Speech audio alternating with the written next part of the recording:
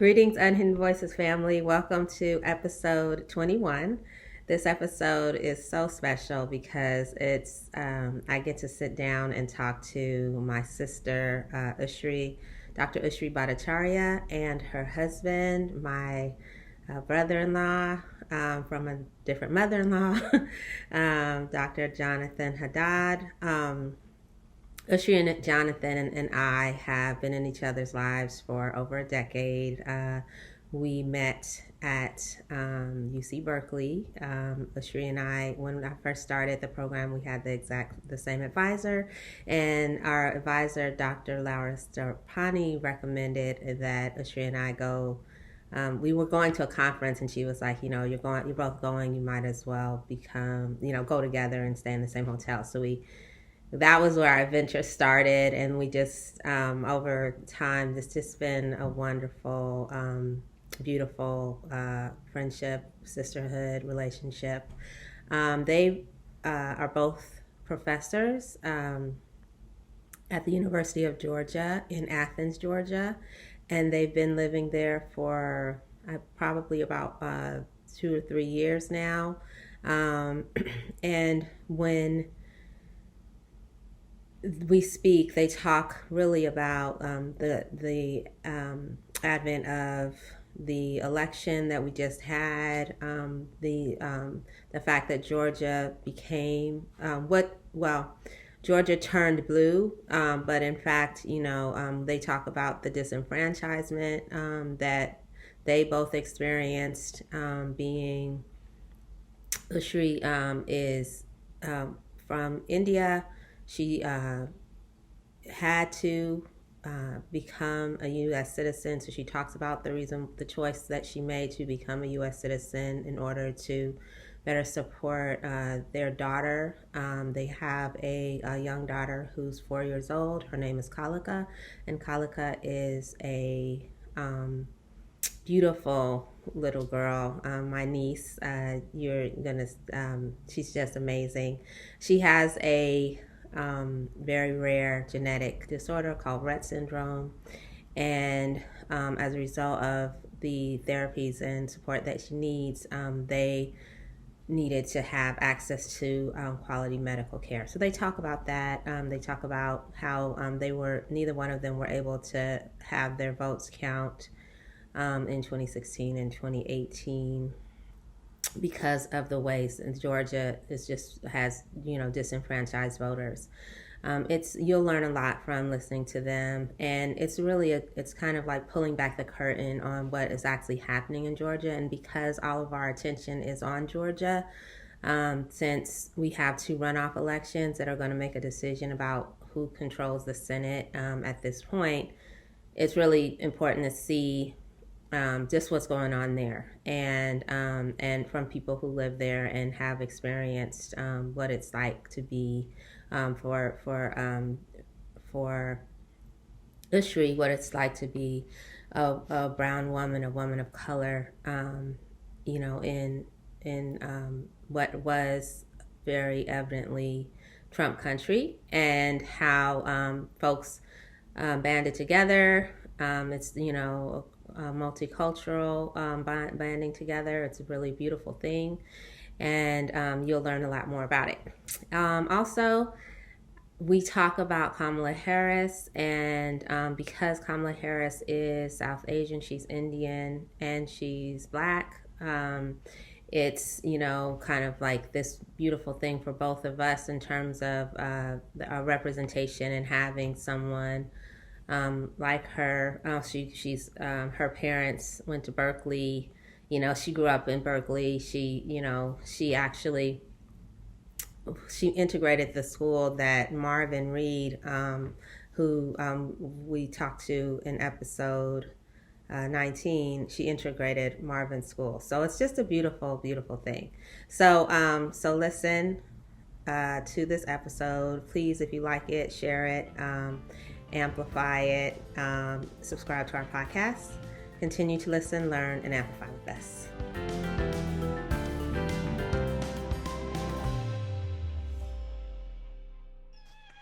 I don't know why am I disappearing? This is like Back to the Future. I'm like slowly, no. Oh, yeah. Oh, Biff. What did you do, Biff? Marty, come closer. Where we're going, we don't need roads. Oh my God. This is why you need to sit down, Jonathan. You keep disappearing me. Well, this is the, I'm really here just to be the supportive Doug Emhoff figure, Oh my God. I'm so happy. I am so happy. Oh my God, you're beautiful. It's so good. For you, as always. Oh my God. Okay. So I'm recording. Yeah, We're starting now. Welcome. This actually is going to air Monday. So cool. Unhidden Voices episode 21. Yay. So this is Usree and Jonathan, my sister and brother from another mother. And wait, we're married, so how can we be sister? You're my sister and brother. Yeah, sister and brother-in-law. Brother-in-law, sorry. Yeah. Well, I don't know how to do brother-in-law from another mother-in-law. By the way, the background is here. The crazy background that's making me disappear slowly is there because my desk is on the opposite side of the room, and Usree's very, very embarrassed by how messy my desk is. Excuse me, no, it's because it's Diwali. Oh, okay. Mr. Culturally Insensitive. I made him disappear. Okay, first of all, let's start with introducing yourselves. Okay, what is going on with Jonathan? It's like he's disappearing literally. Are you going to be able to be there long enough to introduce yourself? He moves to, I think he's just okay. I'm not moving. Should we start from scratch? No. Sadiq will edit this. Okay. Yeah. Can he edit out the parts? Just let them see my messy desk, Usree. Okay, fine. We're gonna move to the messy desk. It's so beautiful.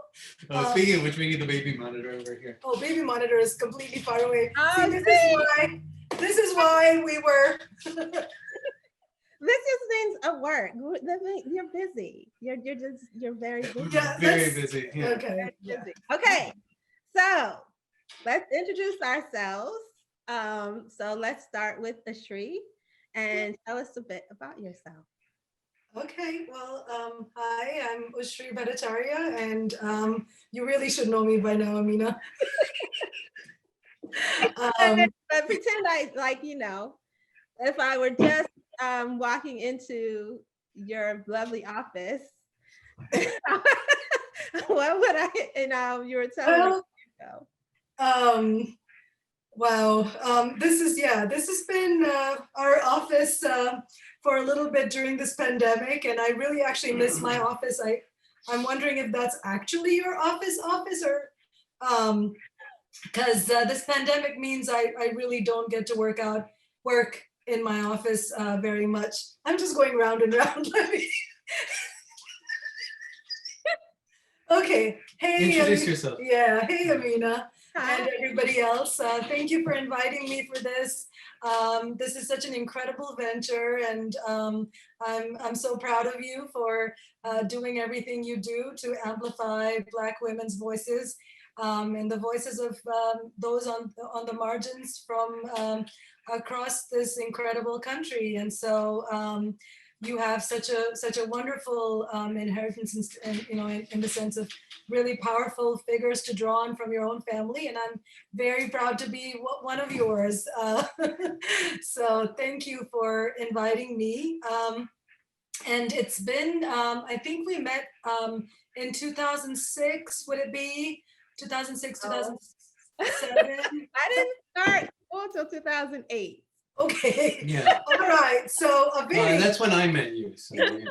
Oh, really? No, 2009. Sorry. No, 2009. So you go back further than I go back with him. Right. So yeah, yeah, I think we go back. Yes, we met first, and then Yeah. Jonathan. Oh, it was a cute story, but okay, finish. So yeah, it's been I guess 11 years, and it's quite a journey in quite just such a tremendous movement for us to be speaking across these thousands of miles between us, going back to the wonderful, beautiful campus at Berkeley that I miss every single day of my life, and the wonderful Bay Area that means so much to me, as do the people who I've left behind, but not behind, just I get to see you all.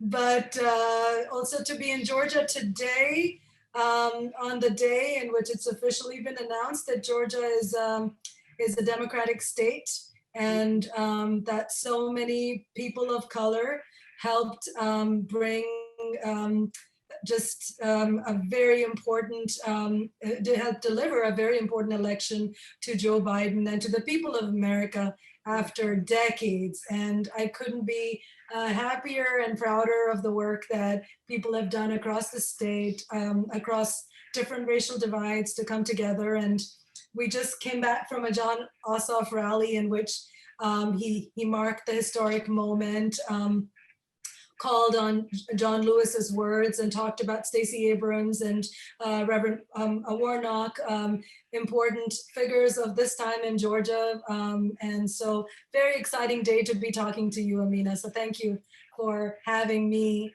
here today. By way of introduction, I am, as I said, Usree Bhattacharya, assistant professor at the University of Georgia in the Language and Literacy Education Department, in the Mary Frances Early College of Education, and was born and raised in New Delhi, India, and spent most of my life growing up in New Delhi, the capital of India, in my hometown, in the suburbs of which my parents still live to this day. And my journey's taken me to a lot of different countries and a lot of different places, including Holland when I was 3, where I did my pre-K, and the US when I was between the ages of 9 and 11, in upstate New York. So Rochester, yay, Rush Henrietta Elementary School, and Canada, where I did a master's in Thunder Bay, Ontario, and then Indonesia and Jakarta, where I lived and taught for a couple of years as an English teacher, and then Chico State, where I spent a very important 2 years getting a master's in teaching international languages, and then Berkeley, which has probably been the most formative moment of my life, leading me to you, Amina. And maybe not as significantly, my husband. So, Usree, Yeah. you were talking about Berkeley. Oh yeah. That's where you met. Yeah, hotbed of radicalism. Yes, we met in the hotbed of radicalism. We actually met because of our shared love of mental health issues. Not issues. Well, no, really. I was the international student representative to the graduate student mental health committee on campus, and he was the graduate student, the grad assembly representative. Like seriously, that's how we met, and he hit on me. Oh, did you now? I love a good love story. Well, it was very bizarre. He just he has a very, very respectful dating style, which is very unusual. Wait, what's the topic of your podcast again? Unhidden Voices. Yeah, so let me unhide this. But yeah, I think it was, but he had done a master's, most of his master's coursework in this program, in which now I'm faculty member in Georgia. And he left the last semester to go actually start his PhD at Berkeley. And on our first date, he said, I said, where do you want to go back? Like, where would you want to live in the future? Because that's what you ask on your first date, when you're 33. Um, he said, I want to move to Athens, Georgia. So I was like, red flag, because I certainly shared a lot of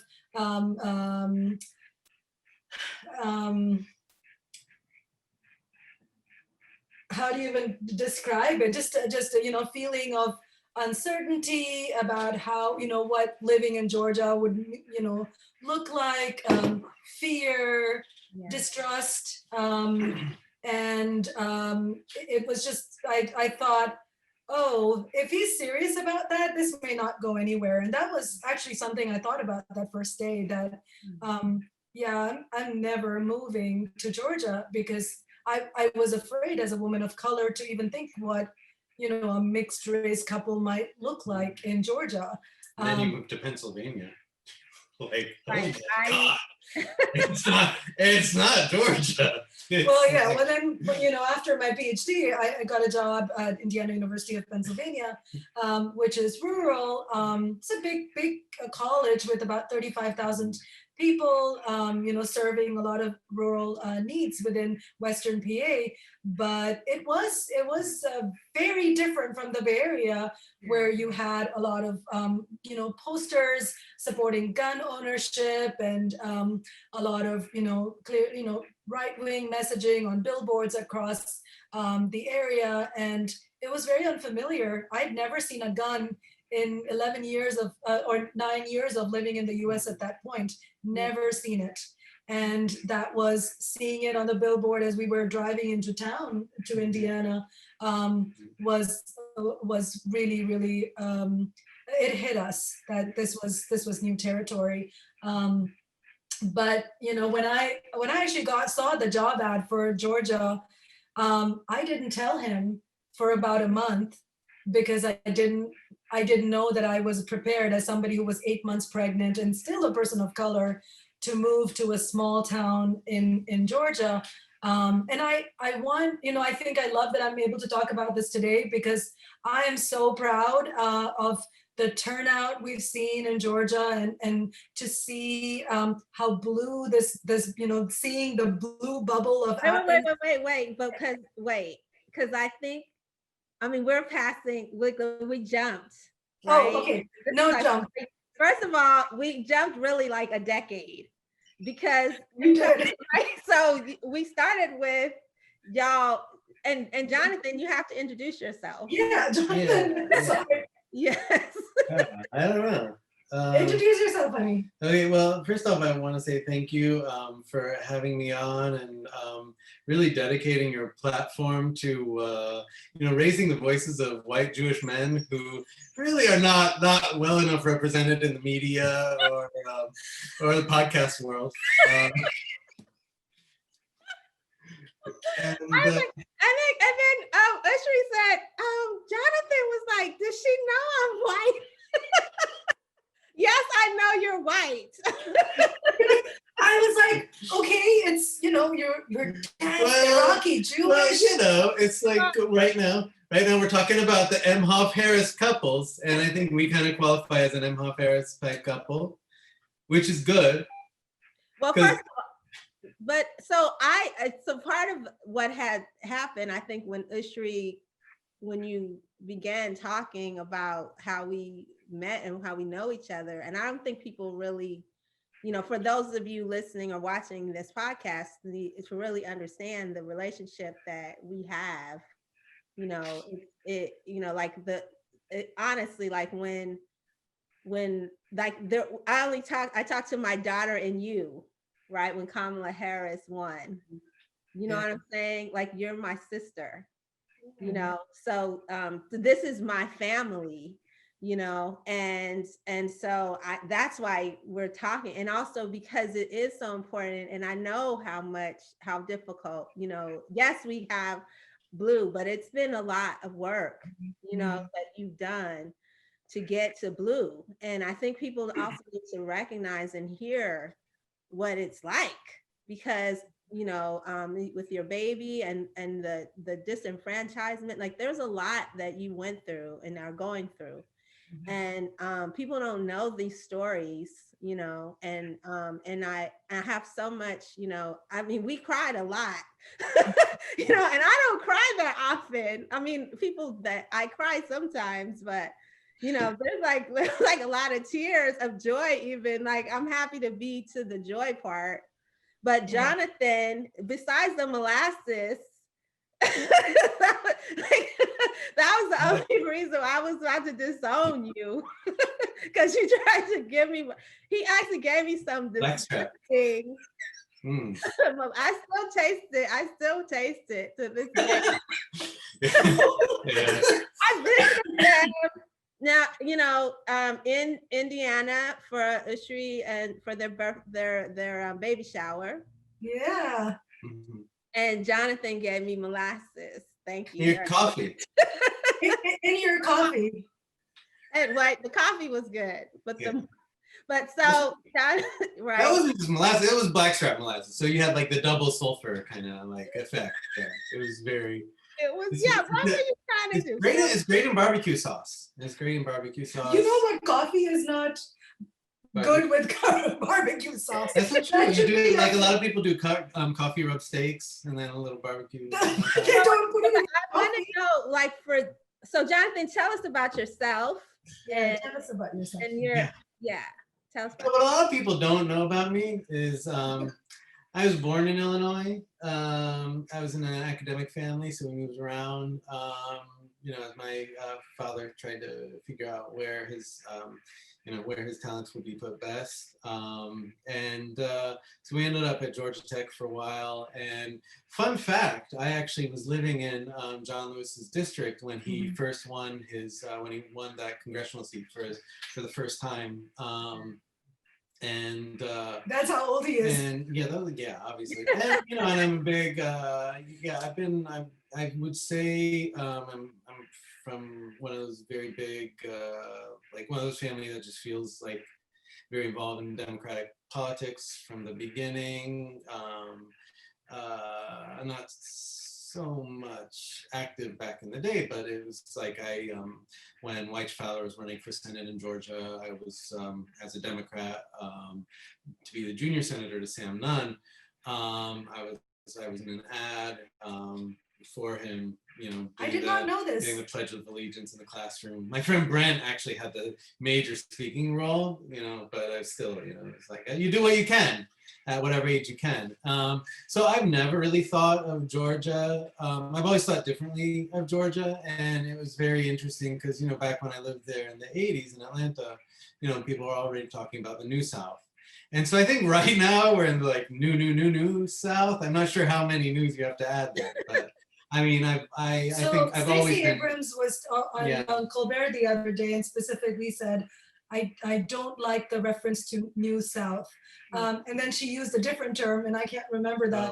But your specific argument was that she doesn't subscribe to the notion of the New South because it's not like there was some change. What you're seeing is uplifting of voices who have been oppressed, and that's they were always part of that. Well, I mean, for example, it was a very difficult change from DC suburbs in Silver Spring, Maryland, which is great. I really love Silver Spring. But I think it was a real change for me going into Georgia as an 8-9-year-old from what we consider the North. Though obviously I had neighbors who in Maryland I had neighbors who played their horn when they honked it when they came in their driveway that sang Dixie, and they actually TP'd our house and would make anti-Semitic remarks about us. So obviously Georgia really never struck me as that I had lived before. I mean, never, I had the occasional kid who asked like whether I had horns or not in school, but where were my horns? That's a big line. Yeah, see, and I went to Alabama State. And so the historically Black colleges are very, rich, and the history is very rich. And I feel like, to your connection that you just made to what Stacey Abrams was saying, because she also graduated from a historically Black college.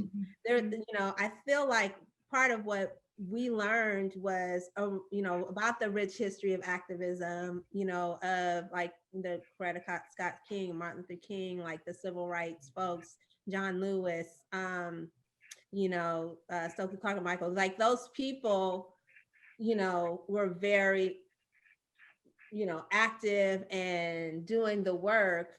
But then I think that a part of it, for generations, it just became this kind of like, and you can speak to this a little bit about just feeling disillusioned with the political process, why people might not have, everyone might be there, but not voting, and how it could go red for so long, even though there's people there like you, who don't ascribe to these kind of racist ideas and discriminatory practices of what you're talking about. Like, and what is that like? So when you first moved down there, and first of all, and also you have to talk about your baby, my niece. Yeah, she's she'd be very embarrassed if we showed her sleeping. But yeah, we actually she's not a she's almost 5, but we still use the baby monitor because we just need to know whether or not she's having a seizure,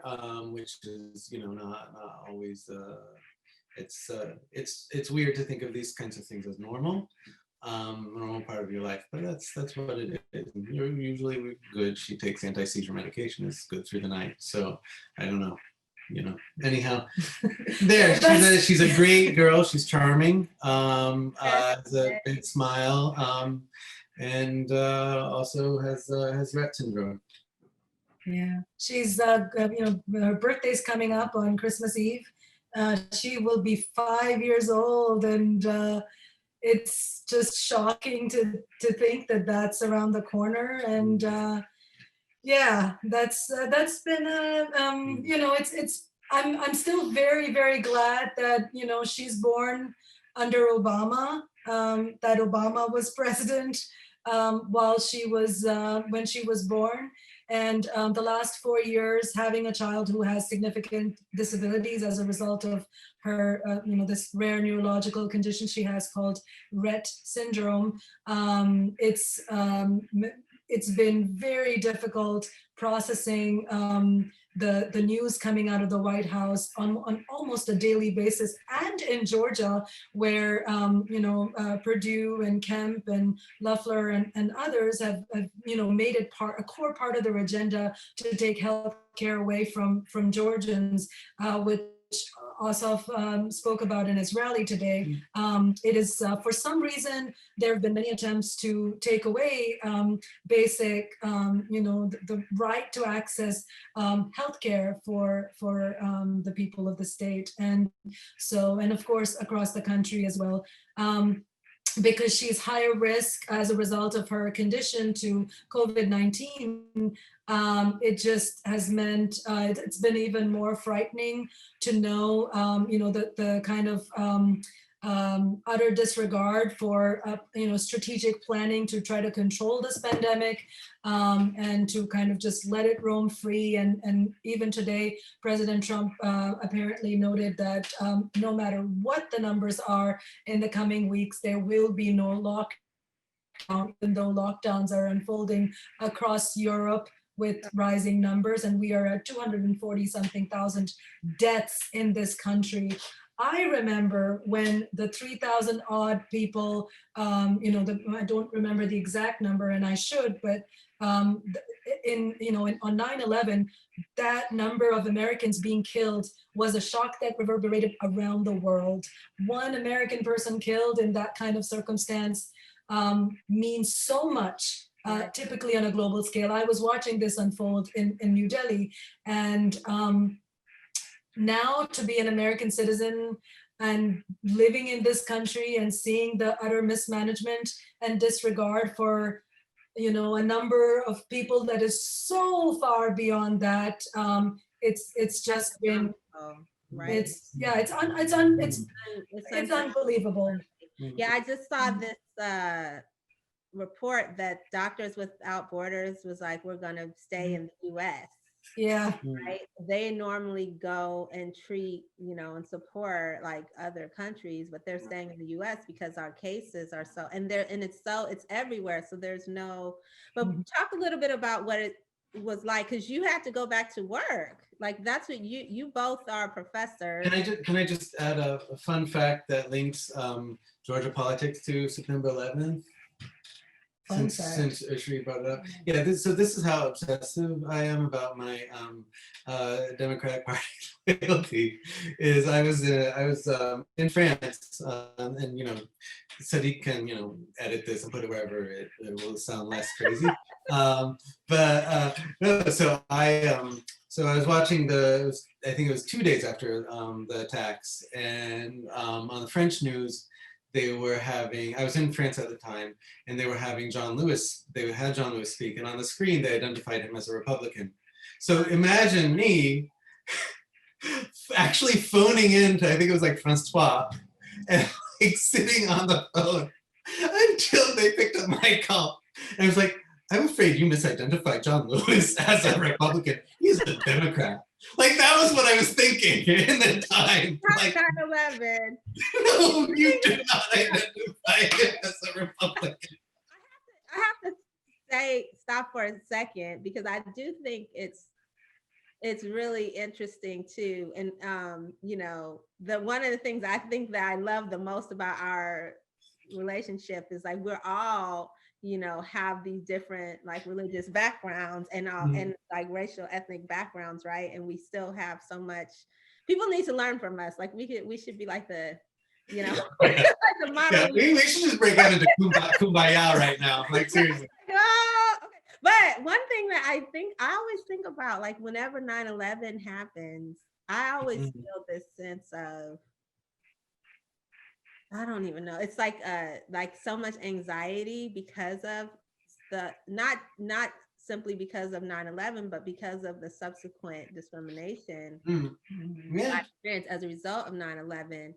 Yeah. And now I think like when we think about just the I don't know, the PTSD of like what's going on now with us, with all these folks dying and stuff like that, and us not really, you can't imagine this. It's so like every time we talk to someone, and someone gets sick or someone, just passes away, just like this grief that we, it's just like a constant, incessant. And like I have so much worry for you all because you're there in a state like California. We have these high cases, but we also have a governor that was like, shutting down. And in San Francisco, where I'm living, we have, they've kept the numbers low because it really hasn't gone back to full, reopening. Whereas Georgia has been, it doesn't seem like you ever closed at all. Well, at one point, our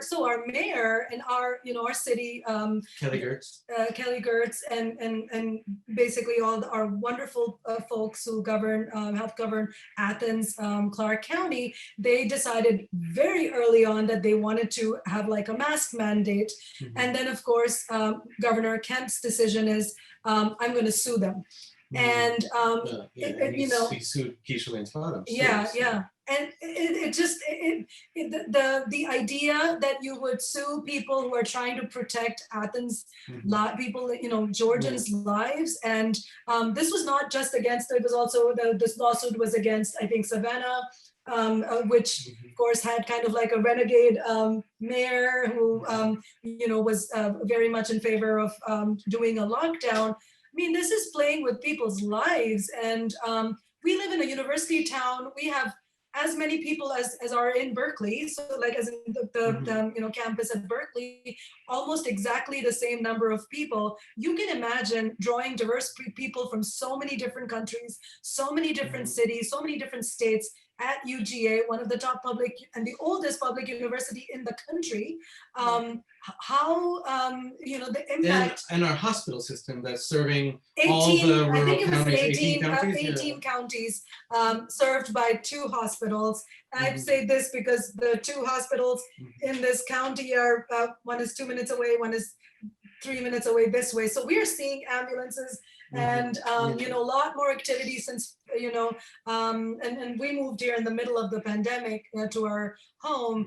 But it's been really hard trying to reconcile this part of Georgia in which people are striving for compassion and caring and concern for each other, and then another side to it, which is mercenary, and completely focused on things that really don't matter. What matter are things like my daughter's, my 5-year-old daughter's life. What matters is I can't go home to see my family.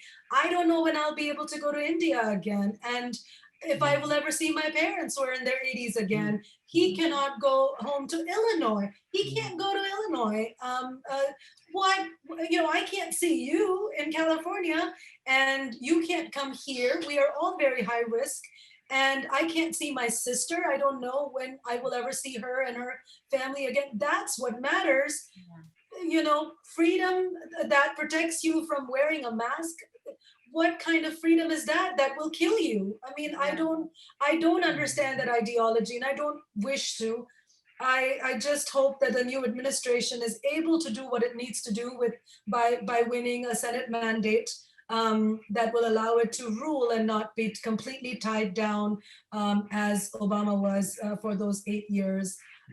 For all the good he tried to do, his hands and legs were tied.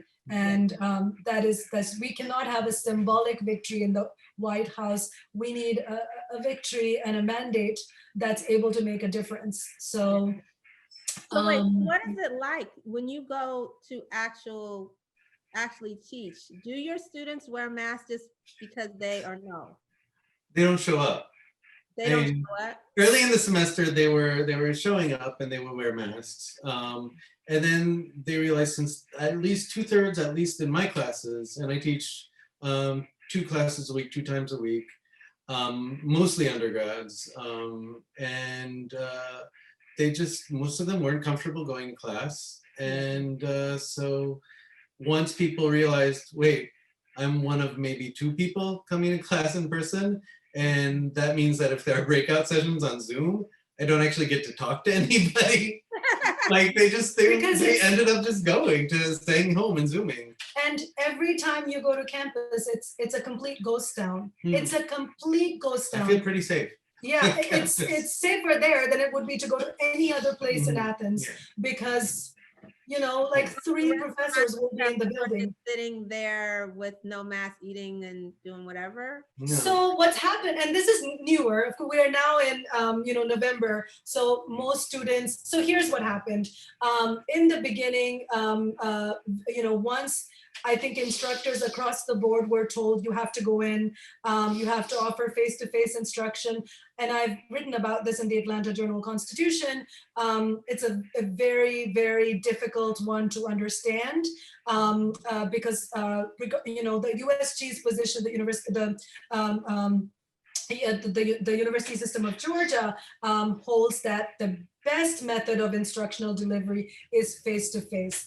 Yeah. I, as somebody in the field of education with a PhD in education, having had a career in education, being a faculty member in the College of Education at the flagship university within the system, I have not seen that data anywhere. I would like to see that if it exists, but if it exists, it might be something that exists for non-pandemic times.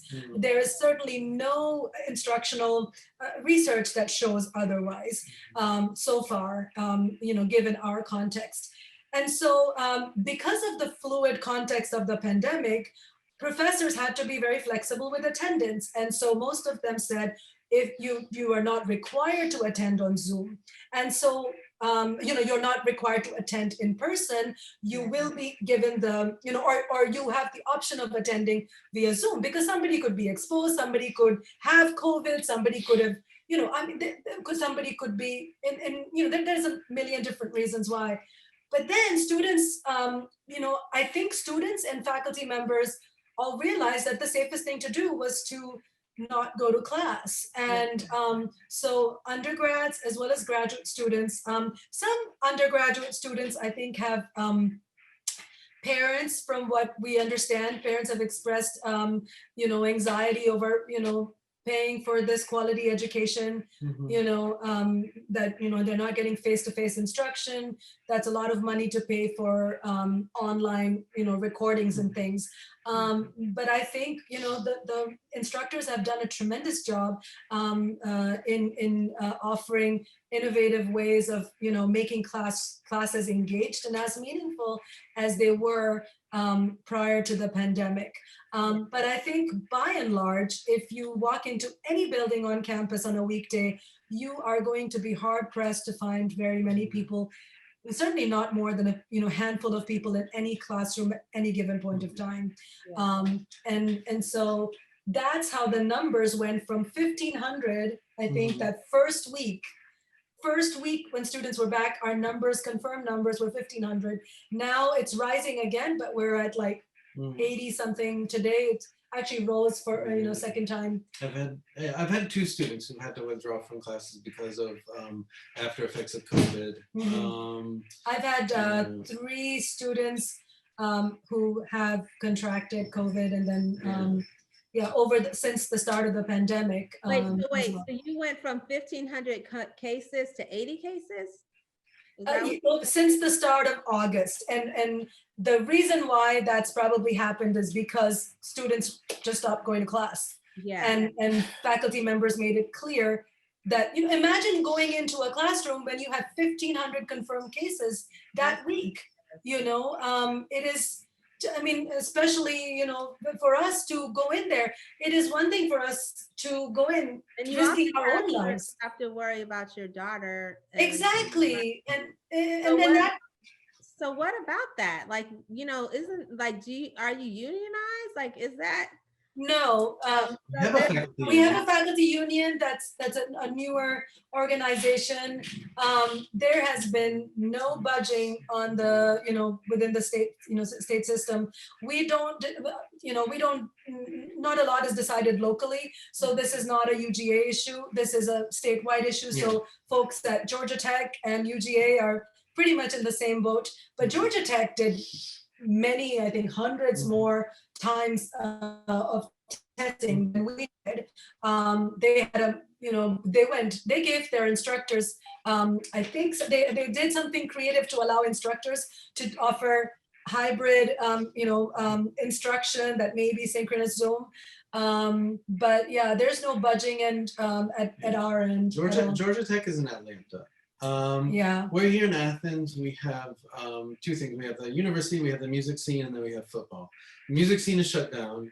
Have the university. So what really is the economic engine right now is football. So I think a lot of what we're doing now is basically around keeping a reason for the games to happen in Athens on game days, because that's such a huge economic driver, and it would just crush the town, since there's absolutely no money coming from the federal government, sports, state, and local governments right now. I think it's which is the other part of this. We're kind of stuck in this point where it's like, well, we keep the university open so we can play the football games, or we take huge losses and lay off people. And one of the things we've heard is that we have to be really mindful that if we go on all online, the losses will be faced disproportionately by those who are on the economic margins, adjunct faculty, custodial staff, dining staff, those kinds of things are the first to be cut down. So I'm mindful, and it's something that we've had in mind. At the same time, the lack of heart and compassion for a family in which there is there's such a documented real risk of carrying a deadly disease to their 5-year-old daughter. That has been a hard one. Ours is not is not unique in that context. I know universities across the country that have had similar policies that have not allowed folks to switch to online instruction if they've wanted it. But it's still it has been a sad note for us throughout the pandemic, and the lack of acknowledgement of the fact that we've been working without daycare. She was out of daycare from February end or March first week all the way through August, when we finally had to have a babysitter come in.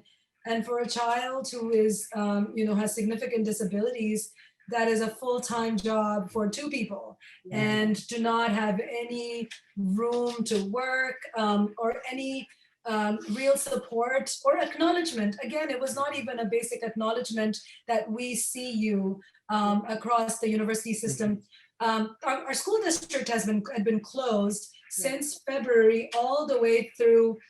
It opened for the first time 3 days this week, this Monday or Tuesday. No, was face to face. Yeah, it opened now this week. God. And so we had 1 hour of virtual instruction, but imagine, since end of February, she's had physical therapy, occupational therapy, some music therapy, speech therapy from school, as well as from the UGA speech and hearing clinic, feeding therapy at home, as us, moving in, as also having to do the kind of work we are certainly trained to do, because it's too dangerous to take her in somewhere on top of our everyday work. And so it's been huge, and we don't know when we're going to be comfortable enough from a medical perspective to send her out yet. So because there's no guarantees, and there's no vaccine, and the numbers just keep going. So exactly. I totally, one of the reasons why I wanted to talk to you both, obviously, is because this is a story that is so important for people to recognize. And I think part of the other piece of it is in terms of just the disenfranchisement that you both experienced, right? When it comes to, voting for, and I think people also need to recognize, and I know that there was a conversation that Usree and I had, this was, years ago, I think, when we were still in grad school, or maybe we had just graduated. But I remember that because you're a very proud Indian woman, and you were like, I would never, because you are a resident and you had a visa. So I think that's the other thing that people don't know and understand about, you talked a little bit about not being able to visit your parents because of COVID, but there's also this danger that happened with the ban and the stuff that there were policies that were specifically attacking immigrant folks, that hit you personally and made you have to change for your sake of your daughter and your family. So I want you to speak to that, because I think people need to recognize that these policies, they're racist policies that really impact people's lives, in terms of she's moving in a weird way. So her eyes are open. Oh, her eyes are open. So he's just gonna go, but we'll pretend we'll just move this away for a minute. I think here's I'm gonna pull this out because here's my Indian passport here, which is going back very soon. And let me see if I think I took it. I had to take it for my voting. Yeah, this is my baby girl, and this is Jonathan. But this is who I am. This is what I was born as, and it was my entire life I believed that nothing would ever make me give up my Indian passport, because of what it has meant to me emotionally, because my parents fought for the freedom of India, my grandparents fought for the freedom of India, relatives were jailed, people died, millions of people died in my country under British rule, and that passport was earned with blood. And I was always very determined, as was my dad, who, when we lived in Rochester, my dad was given the opportunity to stay on, and they really wanted him to stay on here, but he said, I would never move to America. My home is India. And there was no discussion in our home. There was just no discussion. And we went back because that's what my dad believed was right. It was still a new country being built up, and you needed people to stay in and work hard to make things okay. But so I kind of grew up with very strong views about nationalism when it came to my own country, and it's something I shared with him. And I think we got the green card very quickly because Opportunities. Well, You were kept from opportunities. Well, I was kept from so many opportunities, so many things that I couldn't apply for as I was when I was a grad student at Berkeley. I just wasn't eligible for so many things because I was, international resident. And in my last year at Berkeley, actually, my tuition cost was going to go up 100%. Right.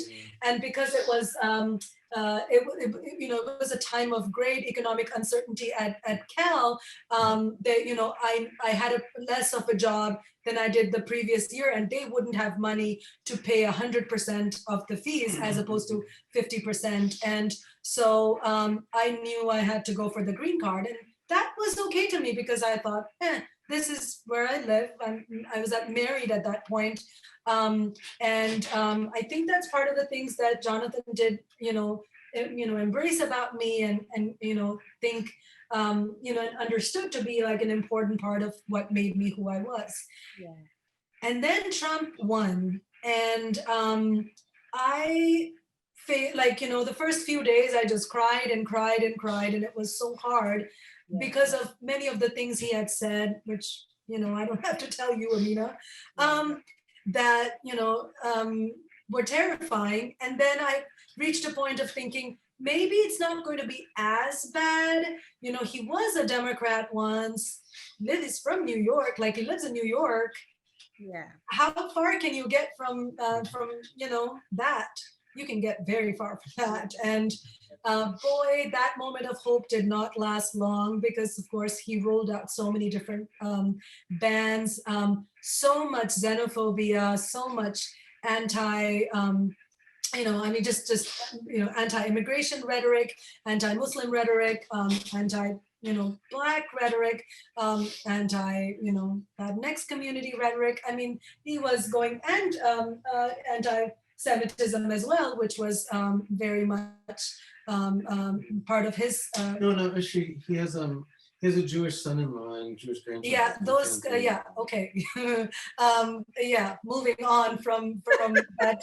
Completely something that's kind of like saying I have a Black friend, which is what he's exactly pointing to, that was always Trump's hiding about his anti-Semitism, was like, I have a Jewish son-in-law.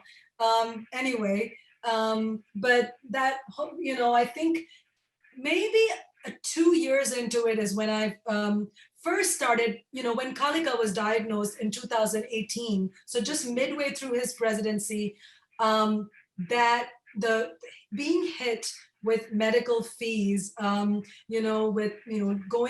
from pillar to post, even with both of us on tenure tracks positions at an R1 university. It was a lot, I mean, there were thousands of dollars that were already piling up to pay for things. Then I started thinking about healthcare. Yeah. And then they started, around the same time, was this very sharpening of focus on immigrant, green card holders who, were relying on federal or state aid.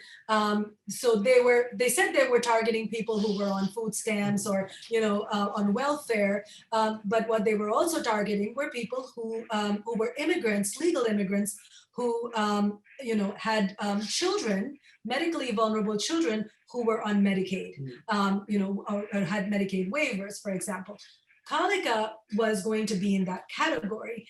And the fact that they could penalize me, even when I was not the primary applicant, it was him, a US citizen, applying for his daughter, who is also a US citizen, and that I could be penalized because I had a family member who was going to experience, in her lifetime, millions of dollars of, medical assistance that she would require. It would be something that would come on me and could jeopardize my being able to live in just the for an US. example, just concretely, so one therapy is anywhere from 70, depending on how long it runs, $75 to $115 a week without insurance. So imagine without Medicaid, that's like, and you have 5 therapies a week. We have more. We have more. Yeah, that really We make adds for up. speech out of pocket Yeah, we though, pay for because speech out though because we go to the clinics. Wow. We because have we also 5 have therapies a week, and each therapy ranges between $75 and $100. 115, yeah. yeah, speech. I think we pay about $250 out of pocket A month. a month. Yeah. And the other therapies, but speech therapies Yeah. 4 times a month. But of course, there's all these other therapies. We were also paying for music therapy, until COVID-19 hit. But just the scale of this, if you need, she gets 2 physical therapies a week, but she could actually use 5. We just don't have the time to take her to 5 1-hour long therapies every single day for PT and OT. But that's what she needs, but she cannot get access to that because, it's just not possible. Well, I mean, the reports, the reports we saw coming out at the time when they tried to pass this, and then it got challenged in court, but people started actually deciding, well, no, we'll pay for our child's medical care for ourselves, out of pocket. And so that's the decision who can do that, really? We're like, okay, we cannot afford this. We were already, we had thousands of dollars that had hit us in that first year when we did not have Medicaid waiver in Georgia. I will say Georgia is one of the very, one of few states that does offer a Medicaid waiver program. It's called Katie Beckett, and it covers any costs related to colica. It has to be renewed every year, but we received it only like 2 years ago, I think. What was a year ago? A year ago, exactly a year ago. So anything before that was all on us.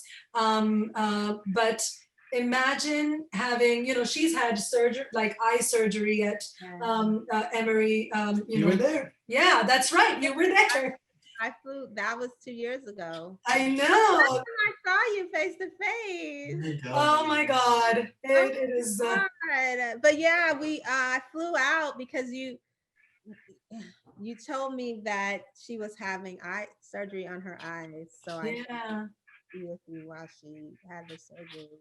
But that is something that was before you had a Medicaid waiver. So this, fortunately, our insurance covered. I think most of it was covered by insurance because UGA. I mean, we have good health insurance, but we still ended up with thousands of dollars on therapies. Therapies don't actually, because you're only permitted a certain amount under insurance. So once you go over that, insurance doesn't cover them. And you are certainly not counting on 5 or more therapies a week as a, they're not thinking that's what most people need. Well, we don't have most people as a child. We have someone who has a very rare condition. But we couldn't, and it was not just that. That was my single biggest motivation to keep seeing this news story about how green card holders would have their would have their programs, with their files delayed. Very explicitly, they said they would delay the files and would reassess, looking at whether they're getting aid or not, and then look at their files in light of how much money they're actually costing. By your files, what does that mean? Oh, our green card, the application file.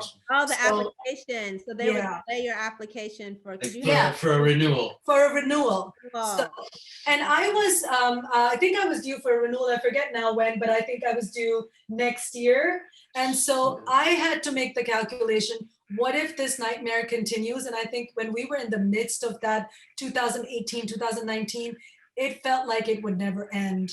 And I felt trapped, and it was very painful. And I think I thought about it for weeks before I was able to go to him, because I felt embarrassed. It felt, you know, bless you.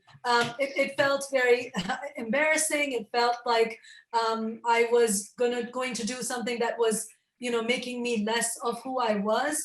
And I will never, that's the one thing that really hurts, is that, Trump cost me my, citizenship. And there was there's a good side to that I'll actually be able, I was able to vote, and I'll be able to help determine the Senate for the United States. But it was a very high cost to to pay from my end, and I could not look at Jonathan and Kalika while the ceremony was happening, because it was so emotional, and I felt so. India is very specific in that they require that you renounce your citizenship in a very formal way. So these passports all will be going back this weekend. I plan to, actually do this officially. They require you to return your passports and say, I would no longer a citizen, which is a very symbolic, painful thing to, put your former citizens through. But another moment that was very painful was to have Trump greet new citizens, knowing and I think the minute and a half that he spoke on the video monitor, thankfully, I don't know what would have happened if he had just popped up. But when he spoke for a minute and a half, I felt, I just kept saying something to myself in my ear so I wouldn't have to hear him. And it was a, say that again? Finish your thought. I was just saying, it was a room of Black and brown people. It was downtown Atlanta. And I'm so glad I was able to share it. Very few people who were not people of color. Everybody in that room. This was like probably one of the last ceremonies held in Georgia before the pandemic. Probably the last one, actually. And downtown Atlanta, which is the center of all, Georgian ceremonies. And looking at the sea of brown and blue, not blue, brown and black bodies, and some blue also, because there are a lot of officers and things around. It's all good. We all knew why we were doing this. We knew why we were in Atlanta doing this. We were doing this because we were scared. We were doing this because we felt like our rights were on the verge of being taken away. And so many of my people from India have lost visa privileges and have had their applications delayed or have had their applications rejected as a direct result of these policies that the Trump administration instituted. But most importantly for me has been this xenophobia, the rampant xenophobia against people of color and in general. So it has definitely been a hard journey. Can I mention my disenfranchisement, which comes right connected to that? Please. Yeah. So this just really shakes me to the core. So the League of Women Voters, which of course is a very revered institution, which is helped so many people and women Right. exercise their right to, yes, absolutely, very important to remember. Yes. Which becomes important here, and I still have no idea what exactly went on, but I right after the ceremony, they tell you the officer who naturalized said, well, right downstairs in the USCIS office is the registration desk, and that Friday was the last day to register for the primaries in Georgia. And I was like so excited because I was going to vote for Warren, and had all these like ideas. So excited because she's her special ed background. And so I went downstairs because what's more official than doing it in the USCIS office, in a US government office where the naturalization officer is saying that's where you go. So I filled out my form, and I had my my naturalization certificate, driver's license from Georgia and everything. Go in there, and I fill out the form, and I submit it, and I say, will I be able to check up on my details before I go in to vote? She said, no, I'm sorry, because you're first time registering, this is your first time registering. I'm sorry, you won't be able to check it out. I was like, that's weird. Why would they stop first people? It doesn't matter. It's like, it's electronic. It's not like you need to, you actually need to stop people from being able to access. And why would you build that in? I have a few ideas because we're in Georgia, why that would be happening. So I thought, okay, this is another way in which they just make it harder for people to vote. And how true that was going to be. And then I was like, so I just take this and this should be fine. And she said, yeah. And I was like, can I call the number or find out anything? She's like, no, I'm sorry. And I said, do I do anything? Because I'm giving this and I don't have a document, like anything telling me anything. And but that was that, and I was so excited because I had registered to vote in Georgia. I was going to vote in the primaries on the very cusp of that day. So I go to the polling booth, and in the meantime, we saw Ayanna Pressley. We went canvassing in South Carolina, and then was so excited. Elizabeth Warren shared an interview with our family, with starring Khalika, of course. And I told her, her people, and Ayanna Pressley, that I'm going to vote for Warren because she's going to take care. She's going to be my first vote in my entire life, because I've been out of my country so long. And India does not allow you to vote when you're outside the country. I have never voted in my life, period. Elizabeth Warren was going to get my first vote in the world. Wow. And so it was huge for me. Yeah. And so I go in there, and I go in first. Jonathan's in the car with Kalika, and I walk in because I'm like, I'm going in first. And they said, are you, so they say this name that's an Indian name, but not my name, as soon as I swipe my driver's license. And I said, no, my name is right there, and that's not the name. She said, your driver's license is connected to some other individual in Gwinnett. And I said, no, that's not possible. She said, well, yeah, it is, and we can't do anything. We have to give you a provisional ballot. I breathed heavily, and I was like, well, you sure? I had my naturalization certificate. I had just bought a house in Georgia. So I had my property deed. I had my US passport at the time. I think I'd gone in with my US passport, and like a couple of other things that, house bills and things like that, because that's Georgia. You want to make sure you're carrying everything, the kitchen sink to vote. And so it takes me an hour to fill out the provisional ballot. In the meantime, Jonathan's going crazy, sitting outside with the baby in the heat, in the car, and she's antsy, thinking like there was not one. I was the first person, like I was the only person in line. So he kept thinking, what's going on? And because of COVID, he didn't want to come in and expose her. So anyway, I filled out the ballot and still felt hopeful, and go out, tell Jonathan, I told you so. I told you they were going to make it hard for me to vote. He said, you have your naturalization certificate, you have the warranty deed, you have your driver's license. So because of the pandemic, the DMV was closed at that time. I don't think it was open for anything. And you had to, I think, go in person to change that you were not you were become naturalized, so that status.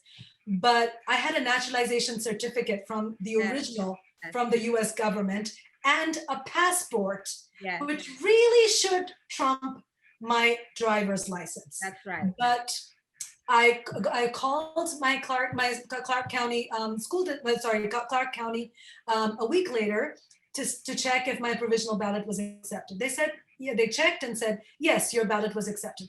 So I am so happy. 2 days later, I receive a letter saying your your provisional ballot was rejected because your driver's license still shows that you are, you're not.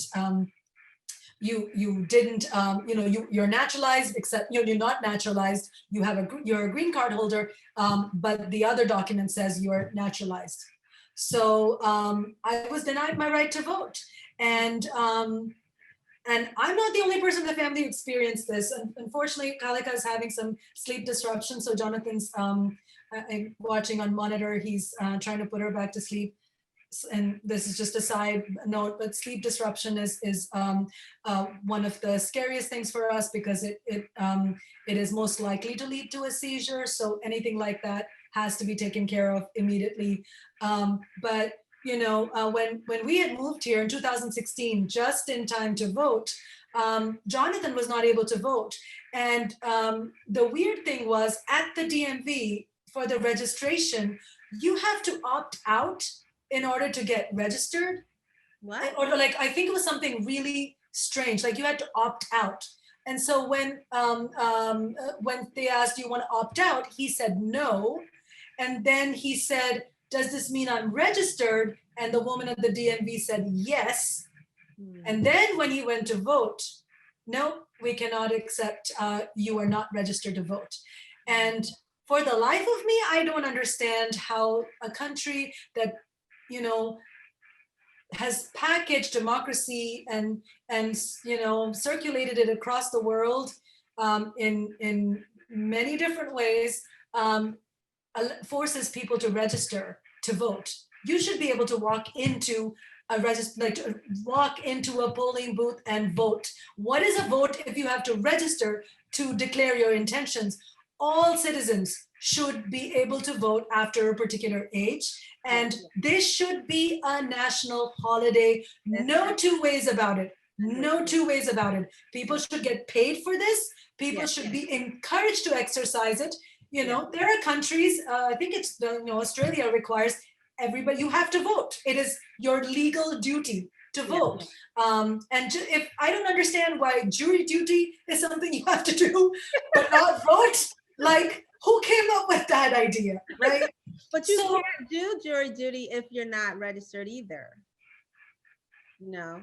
Well, I registered and I know it's coming. I know it's coming. That's how they find you. Oh man. Interesting. Right. Well, they should still but it becomes your obligation, right? What I think is so bizarre and is because I remember, and actually, how we're on Facebook, and that's one of the ways that we communicate is social media. But I got a Facebook notification about a conversation that you and I had like a couple of years ago, where I had posted a joke about Georgians not being, kind of like, the disenfranchisement, but I was joking. And you kind of called me out. I mean, but you just basically said, like, listen, like, this is a very painful thing that we're experiencing. And this is, and then I apologized. And then I made a public thing, like, because I didn't know that all of this. And so, and I think that the reality of, and one of the reasons why I think it was so beautiful was when you said, you had posted on election night that you were, worried, but I knew that it was gonna be blue because you were there. I said, I went to bed and I was like, oh no, it's blue. I just do it. I was like, 26, since you've been there.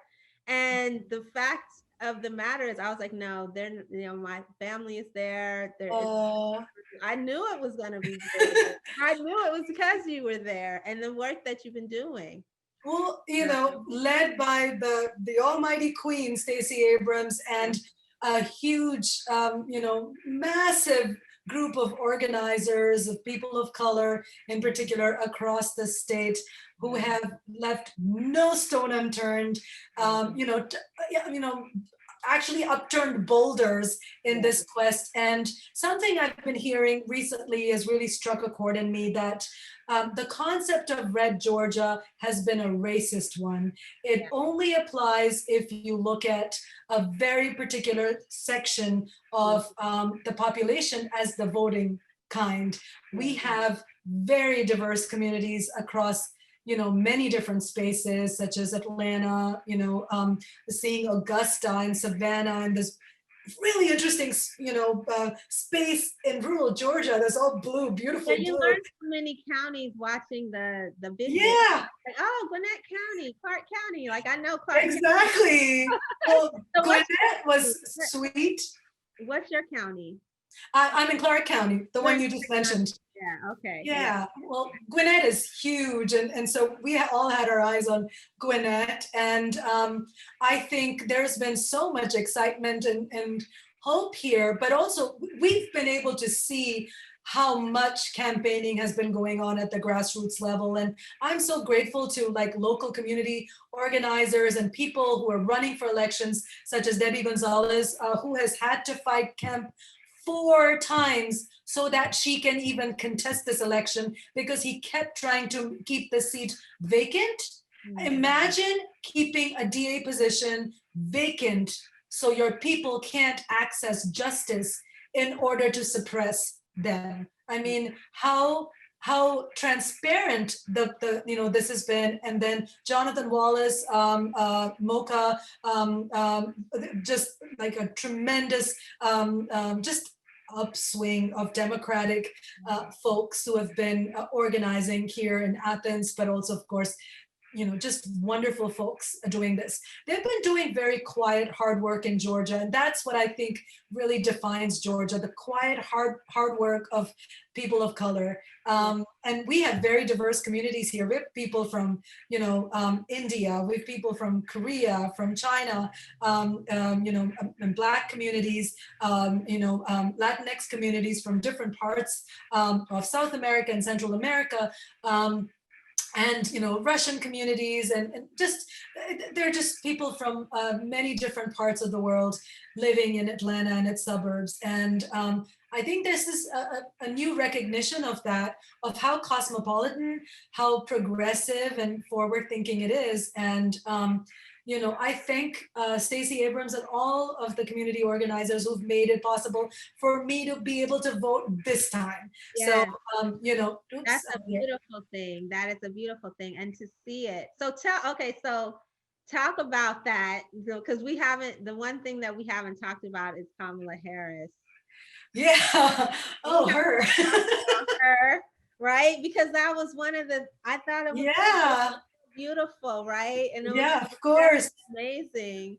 And part of, I think, when we both recognized, like, I was like, she could be our sister, right? Like, literally, hey, she could be mine. She could be yours. Yes. Hey, welcome back, honey. We just got done with voter suppression in Georgia. Yeah. Including ours, and we were just gonna get started with. Yeah, mine was just like it was a careless, thing. But the basic fact is, if you made because frankly, having opt out forms is much better than having opt-in forms. But it would have been better if the person, when I turned in my form where I had technically opted out and said, this means I'm registered, right? If she hadn't said, and then also registration deadlines are really bad. So, and anyway, we need to make sure that, in general, as a policy, we need to have same day registration. So I guess the question I have around sort of the organizing work that's being done, is it to change these processes and policies? Because I just don't see, I feel like that is a disenfranchising thing. For sure. And even like what you mentioned in terms of everything that you have to bring to prove that you're who you are. Like literally, when I go, I just tell them my address and sign the paper. I don't show any ID. Yeah. I told her I had my passport, my naturalization certificate, warranty deed, and I had like water bill, gas bill, and I forget one other thing. So as a first time register. as a first time. Because that right there, that harkens back to Jim Crow and all of Yeah, that, yeah. right? It was those processes are very racist, and they were clearly, like it was the poll tax and the things that you had to do. It is. To prove It is. you were, the literacy tests and stuff. And to have like the deadlines, as he's saying, like so many days before an election day, you should not have to, if you have to, you can pre-register, should be able to pre-register till the day before. There's no reason. They have in California, you can register and vote on the day, on election day. Yeah. We don't have that option. I mean, what Fair Fight is, a lot of what Fair Fight is doing is actually, there's much more, I mean, because voter ID, I don't think we're gonna vote out until we stop having a gerrymandered state house. But I mean, so there are things that are really pernicious that are being done that we can fight back through voter education. That's what Fair Fight is doing, is not just bringing in new registrants, but the politics of voter purges, where they send direct mail to different addresses, and if they receive no sort of acknowledgement of receipt, they'll purge that name. Or purging the names from the voter rolls of people who skipped one election. Hundreds of thousands. That's These are how the Stacey Abrams margins. lost, And very clearly they're looking at specific names too. Like I think studies have come up with that, and obviously there are people who have spoken. Well, what happened to my more registration? facts at their fingertips. But what happened to my registration was, new citizen, person of color, getting citizenship in 2020 clearly is going to vote, in a particular way. And so that entire law, if my name was mixed up with some random Indian woman's who was also at that ceremony that day, clearly that entire group of us was not able to vote in the primaries. So it's not me. It's the entire community, like my husband and everybody else, who experiences disenfranchisement as a result of these kinds of things. So Stacey Abrams was talking also about the percentages, about this whole 50% thing is actually a Jim Crow era holdover. It's a way to suppress the blacks from voting. And she says all of these racist things have to go. If she's governor, hopefully we will see a day in Georgia where we vote and it isn't, a hurdle, an obstacle, and a painful thing, something that costs you, a daily wage, or something that costs you your job, or something that exposes you to risk to have your voice heard about who represents you in your Senate and certainly in the White House and of course in your local elections as well. Right? Yeah. It's not just a Georgia story. It's a United States story. It is. I think that I think it's so important because Georgia turned blue, because you're there, because these, it's a triumph over tragedy. Because there's some things, aspects of this that are so just horrible, because it's just the racism is so insidious, and the fact, it's heartbreaking. But then we have, this story. And so like the tears become happy tears, tears of joy of like, what? We have a Black and Indian woman that is the Vice President of the United States. That is right. It is. And I think one of the things I had a conversation, I was talking to my students about it. And part of what, obviously there's a lot of racism, still. And I posted on Facebook and I say, let's take in this joy, right? And I posted it on I'm a part of the March for Science group, right? Me too. So I posted it in that group, and I don't get notifications from weird, I did not see you there. I mean, they have tens of thousands of people, so But this particular, like I don't post there that often. I think I just posted there for this because I was just overjoyed, right? And so anyway, so some, mostly everybody was happy and saying nice things, but there were a couple of trolls in there, and one person said like it's a monstrosity, right? And so taking the monstrosity, and I thought about that Trump is the first one that called Kamala Harris a monster, Yeah. right? And so to me, I felt like that representation is so vital and so important. And I appreciate, what it means, right? What it means for us to have her, even if you don't like, no one's perfect and we might not agree with, all of her policies and what she has, whatever. But like what I was trying to tell, because part of the what I think, the racism part, especially for so-called liberal or neoliberal or, even progressive white folks that call her a cop, is to, you know, undervalue her role, right? Because you can then say privilege your Right. politics over hers. Yeah. And then like you don't then have to respect her for the role she plays now because she's your vice president, cop or not. And I was like, this isn't right. So but you would put that honorific on, because even like I was saying, like even if you say 45, you're acknowledging this person's the 45th president of the United States. That's what 45 means. Yeah. So even if you're trying to say that you're not calling this person the president, you actually are every time you say 45. That's exactly right.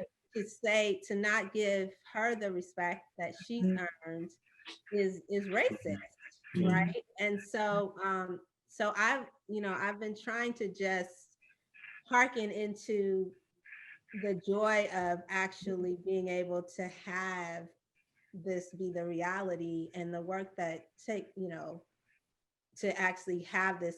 And so I just loved the conversation that you and I had just when we just cried about it. It was just It was amazing. It was amazing. How So tell me how you felt and when you yeah felt. It was interesting because just a few months ago I was interviewed by this Montgomery paper, and so I kind of had to really think through, before all this happened, my relationship to Kamala Harris, and it's still so weird to be able to say the name Kamala, which is a very, it's not an uncommon name in India. And it didn't even occur to me that it was my grandmother's name until after she won. It was the day after, when I was after she won, and I called my mother. Then just as my mom came on FaceTime, I said, wait, she has the same name as your mother. And she's like, yeah, I know. Okay, stating the obvious to my mom. So many intersections, like the fact that her mom, came from India to do higher education, did her PhD at Berkeley, just as I did, and then, met her husband of a different race. Of course, Jonathan's white, But also Jewish. and Jewish. I mean Kamala's mother. Yes, sorry. I mean Kamala's mother. Just to stay on the same page. I was trying to still. You were jumping ahead. I was trying to reignite the whole Emhoff parallel story. We'll get there. Okay, I'll sit back. But just just to be able to say a name that's an Indian name and has meaning, and seeing pictures of her wedding where there are women wearing saris, and a Jewish Indian wedding, which is what we had, which I still to this day can't believe you were not a part of. We'll take that story some other time on a different episode. just kind of thinking about, her, career growing up in academic context, just like Jonathan did. And my life has also been very much in academic context. I never lived outside of an academic context in my entire 43 years on this planet. And so a lot of different really powerful intersections. And I saw on August 15th that, she wished Indians, I can't hear him just because it's a very weird half weird. cut off. Yeah. Yeah. Yeah. That was, yeah. But on August 15th, on Indian I was just trying to be like, oh, on August 15th, on Indian Independence Day, Kamala Harris referred to, Indians, about what a momentous day it was for the country. Independence Day for me is the most sacred day of all sacred days that are not actually a religious holiday from a Hindu perspective. And so, in a sacred, in a very pure love of our, love of the country kind of way. And she said, our people, and she referred to Indians back in India as our people. And I was like, wow, what it took for her on August 15th, 2020, before the elections, to say that. I mean, you remember what happened to Obama with his middle name and his Kenyan connections and the xenophobia that is rife in America today. Well, that move could have been very, very problematic for her, but this was on Twitter, so it was official. And it was very powerful to see that. And she has been validating the Indian aspect of her existence. And she said who she is because of her mom. And hearing an Indian name from her mom, like of her, of her mom, who is now, who is passed and did not live to see this day, this Berkeley PhD who had an academic career. What a beautiful, beautiful moment as a Cal alum, as a Berkeley PhD, as all three of us are, and as an Indian woman, to see that name uttered on this historic night. Historic not just because of her race and ethnicity and the fact that she's woman, but historic in that what energies this team has had to channel in order to just defeat the forces of evil, the forces of evil in America that were ruling the xenophobia, the complete overturning of social systems, the hatred, the disrespect, the dehumanization of people with disabilities and people with medical challenges or people of color or people on the margins, of Jews, of LGBTQIA, of trans people. What an affirming moment that it happened. And actually, as you were talking about the word monster, something that comes to me and comes to my mind, and I know she's, Kamala is going to be celebrating Diwali, I have no doubt, this weekend. And we are all celebrating your birthday, obviously, tomorrow, and my father's birthday. But it is also, Kali Pujo, so the worship of the goddess Kali. And as you were saying, the idea of this monstrosity, I was also thinking of what monstrous female power Kali is, and which is why I named Kalika after her, because Kalika, Kalika is named after Kali, and you need fierceness of a monstrous caliber to defeat forces of evil of this level, the likes of which the world has never seen before. So monstrous is good, and we can retake that monstrous and show how it can be a force to disband and destroy evil. And then Diwali is a celebration of light.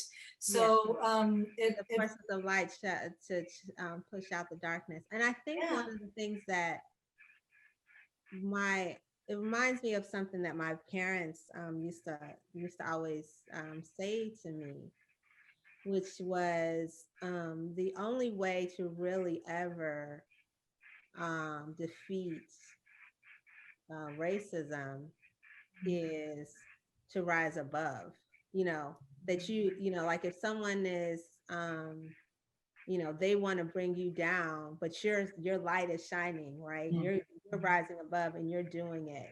And that is how you defeat it, because they're just gonna always just be so small, you know.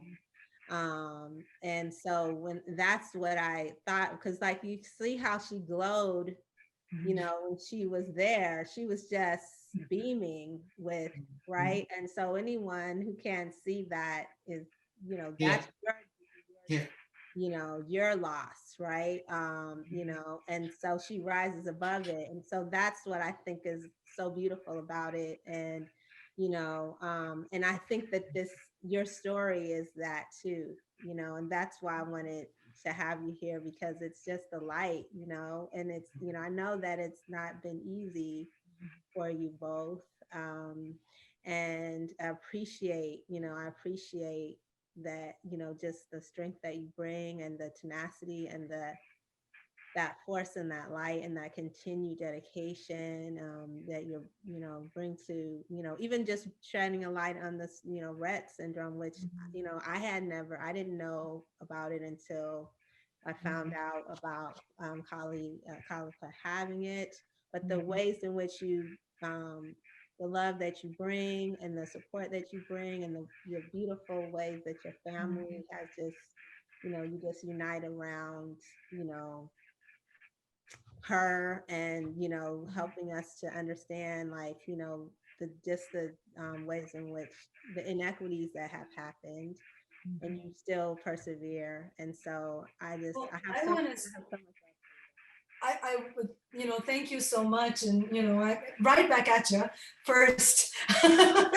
But, you know, I do want to say that one of the intersections with Kamala Harris that I feel is, you know, so important for me is having my own Doug Emhoff in my life, a rock star husband. You know, of course, Doug Emhoff is a lot more public about his love for his wife than Jonathan will ever be. I don't know. He has a Twitter account. He has a Twitter. Oh my God, his Twitter account is all love, love, love. Yeah.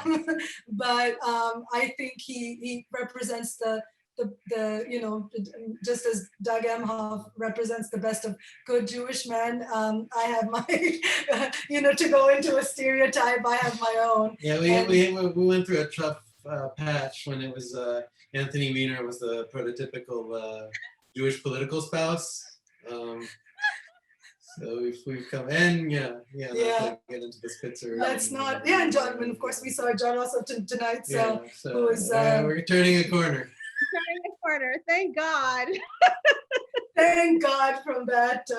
Oh my God, that's a name I did not want to hear. But thank you so much. And, you know, I think the last 4 years have, you know, Obama, of course, really energized us, both of us, so much. He was fighting for Obama here and helping campaign in Georgia, in 2007, 2008. Yeah. Right. And I have the B minuses on my transcript to prove it.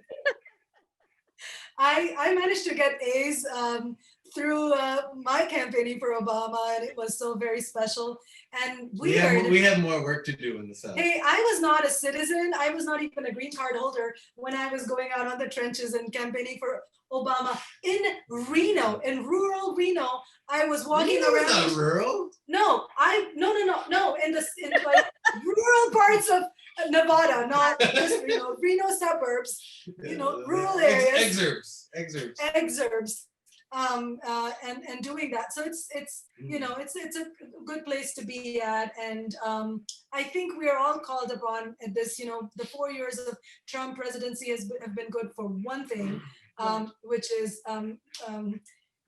standing up for your rights. And I think we have all become more connected with the importance of making sure your vote count. No more third-party voting. No, I'm looking at you, I get it. Norris. I get it. Every vote counts.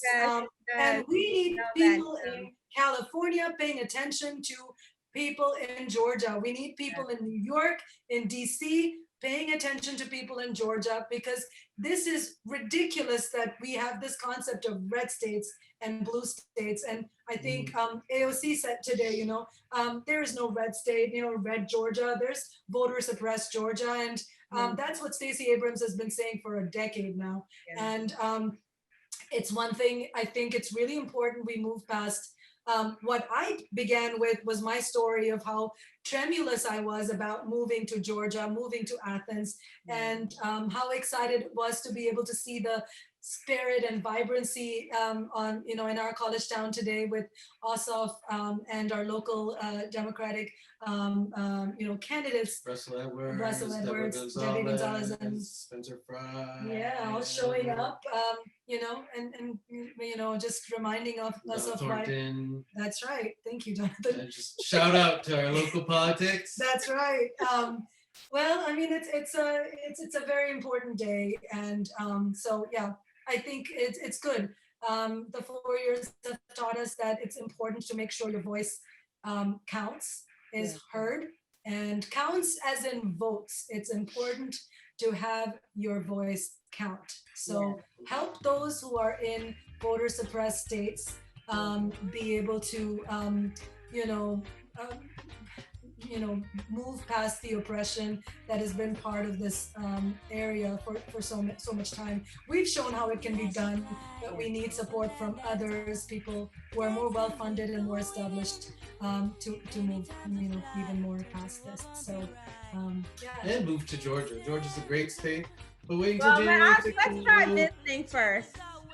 And and save me some pimento cheese. And then we got good food, good music, beautiful mountains. We have to send her pimento great cheese. Shoreline. Yeah, you could have sent me some cheese for my birthday. Okay. We have to find, but cheese, how do you package it? No, we're not good. We have to figure this out. No, There's going to be some cheese. I know what we're getting into. Okay.